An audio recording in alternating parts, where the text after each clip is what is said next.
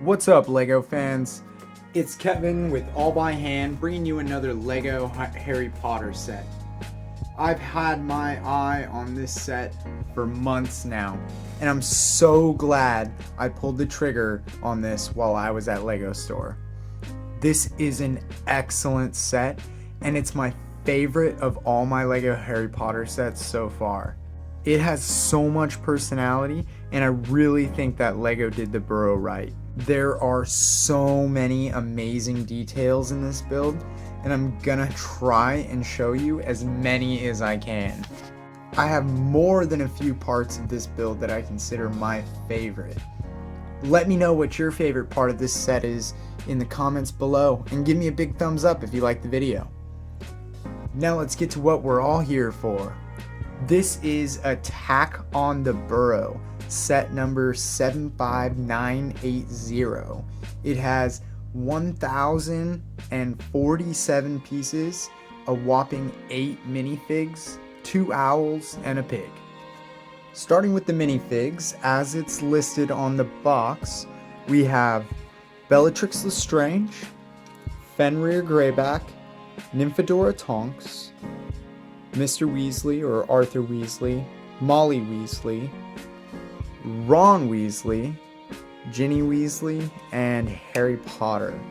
Now, I got a bunch of first-timers in this set that I've never had before. The only figures that I already have are the Harry Potter and the Ron Weasley, and that is not even in these versions, though. I think this is the first time I've ever had these two versions of both of these guys, so that's pretty cool.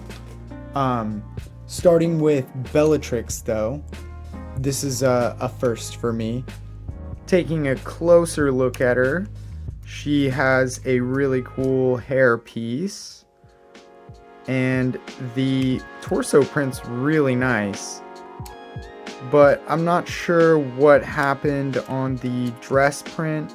I have seen a I have seen a better version of her, but I guess they decided not to do the dress print on this one. I'm not sure why. It looked really good. Moving on to Fenrir Greyback.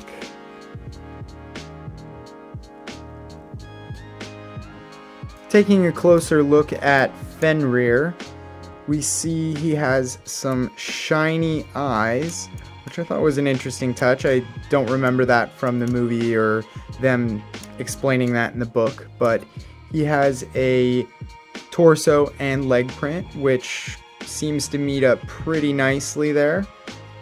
It's kind of a basic character, but still a really cool character. It's very obscure, a little bit like Stan Shunpike.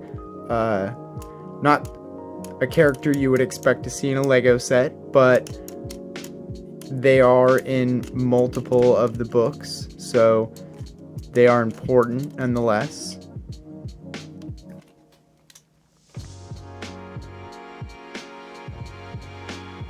Moving on to Nymphadora Tonks, we have another first for me. I don't have any version of her, nor have I seen any other version of her. It's a really cool character. I love her in the book series. She's super awesome. I really like this character, and I was excited to get it in this set.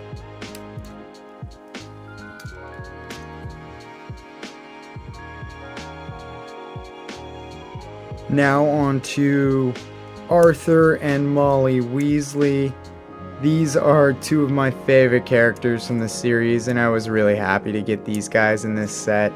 I think their characters look really great, though Mrs. Weasley could definitely use a dress print. I love their torso prints. I think they're so befitting of the characters. Their hair looks pretty good, in my opinion, and their faces are not bad as well. Mr. Weasley has a bit of a careworn expression, as well as Mrs. Weasley. All around really happy to get these characters and really happy about how they look as well.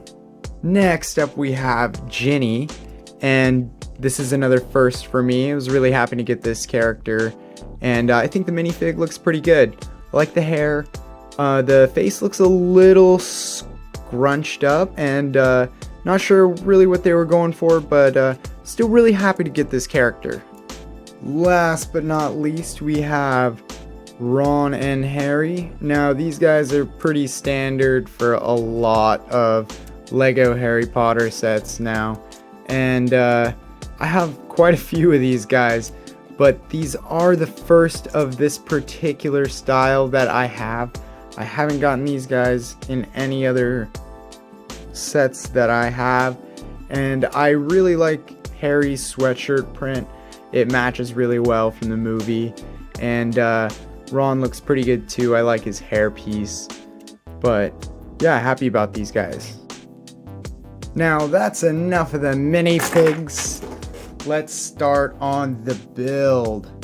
Starting with the front of the house, we see the house is built crooked, which works perfectly, and I'm really happy that it was included with this set, and I'm stoked with how it looks. It is very well secured, and it's not coming off if you don't want it to. The top does come off though for better access to some of the rooms, and then it pops right back on there. I love the mismatched roof tiles.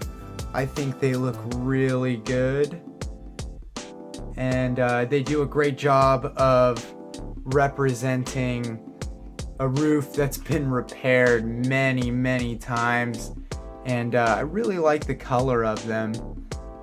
And also, all of the windows on the ground floor have a sticker on them, which makes it look like they're all stained glass windows, which I do hate stickers, but I have to say this build would not look the same on this floor without those super cool looking stickers. We can see here there's a little pig pen that is really adorable, and the little pig, which is a first for me. Really stoked about that little guy. We got a little bucket to feed him. Coming over here, we have one of my favorite parts of this build, which is the little front door, and that thing just turned out so good. You can look right through there and see a warm, welcoming entrance to the Weasley home.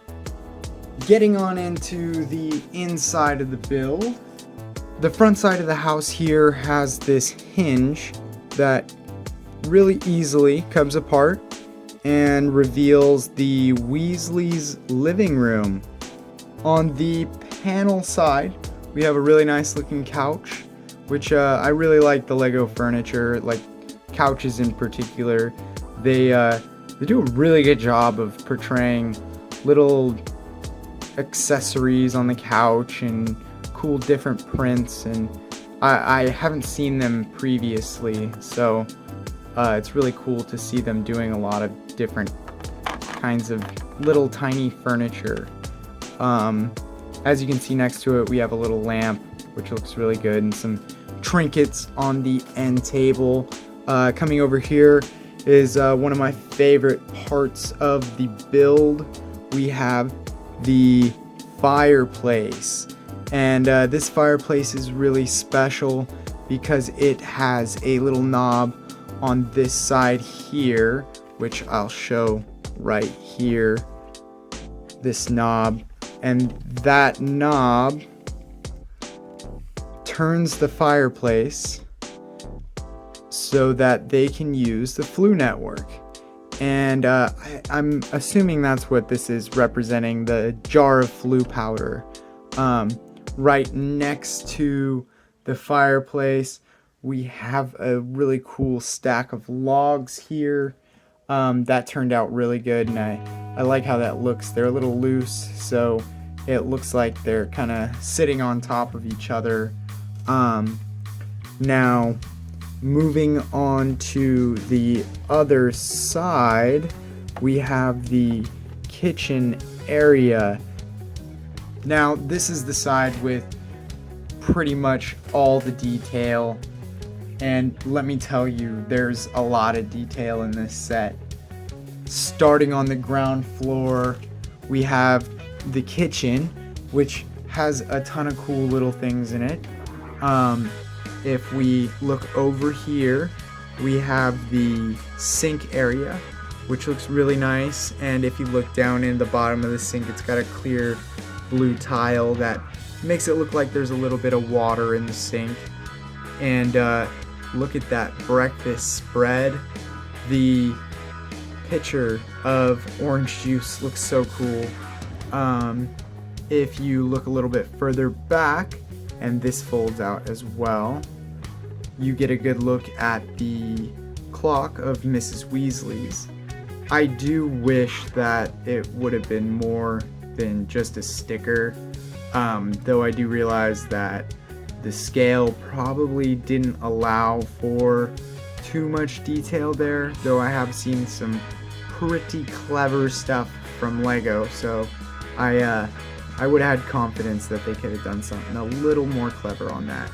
But there we have another couch, which looks really good. That bookcase looks great as well. All around a really cool little first floor here. I'm not sure why they didn't do little special builds for the chairs, because they look a little out of place, and I have seen micro build chairs, I guess you could say they're called, just like brick built chairs that look a little bit more rustic. These don't really look like they belong in the Weasley house. But moving up to the first floor, we have Ginny's room, which looks really great. She's got one pink wall here and a vanity that holds, I guess, either her wand or her hairbrush. Either one works. You can see on the wall she has a poster of the Weird Sisters, which is a really cool detail. I think that was a sticker. Her bedspread also has a custom little sticker on it that is for the Hollyhead Harpies, Ginny's favorite Quidditch team. Going on up, we have the Mr. and Mrs. Weasley's room. This one has a double bed, which has a quilted cover on the top. That turned out really cool, and it looks just like a quilted blanket. It's got a little couch right next to it and a basket, which I guess is a little ball of yarn in there, I would assume, for Mrs. Weasley's knitting. Going on up, we have Ron's room, which he has decked out on his bed and wall with Chudley Cannon's gear. They're on the wall as well, which is his favorite Quidditch team. He's got a little balcony as well right here where he keeps his broom. This set came with Hedwig, and I'm gonna assume that that is either Pigwidgeon or Errol, and I don't remember seeing Errol or hearing about him in the 6th or 7th book at this point, so I'm not sure which owl that represents exactly, but it's really cool to get a second owl in this set. And of course the chimney at the top. I really like how those studs are not on top around the rim of the fireplace. I think that looks really good. Last but not least, and so small I almost forgot about it, it's the representation, I guess you could say, of the fire ring from when the Burrow was actually attacked. And this is really one of the only indications of this being attack on the Burrow. It's kind of bonus pieces to me. The house itself is so cool that it really overshadows anything else it would have came with. So, I mean, thanks Lego, I guess. Now that's all I have for Attack on the Burrow. This is one of my top 5 favorite sets in my collection, and it was worth every penny. Let me know what your favorite part of the set is in the comments, and if you liked the video, give me a big thumbs up. Until next time.